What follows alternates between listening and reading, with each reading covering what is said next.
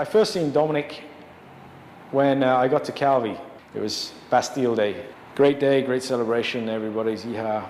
I'd had a couple of whiskeys and there was, dare I say it, a French guy come up to me. He said to me, he called me an English guy and he said, the last time I had a run-in with an English guy, he bit my ear off.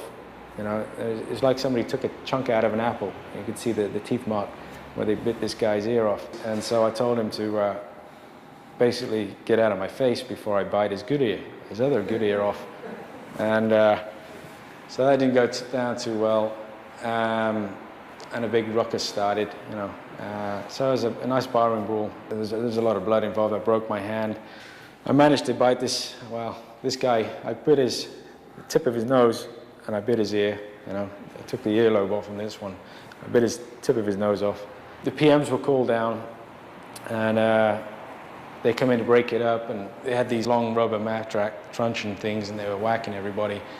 Somehow I got a hold of one of those and I was fighting back, and then bar stools, people were going out of windows, people would get thrown off the quayside into the river.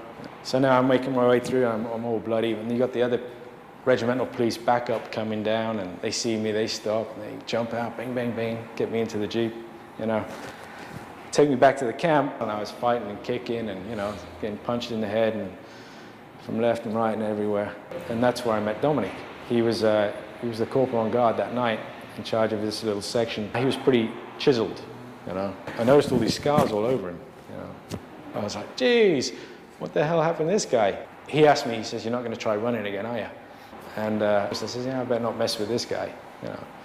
So that was when I met Dominic, and we walked to the infirmary, we had a laugh and a joke, and it was good to kind of calm me down a little.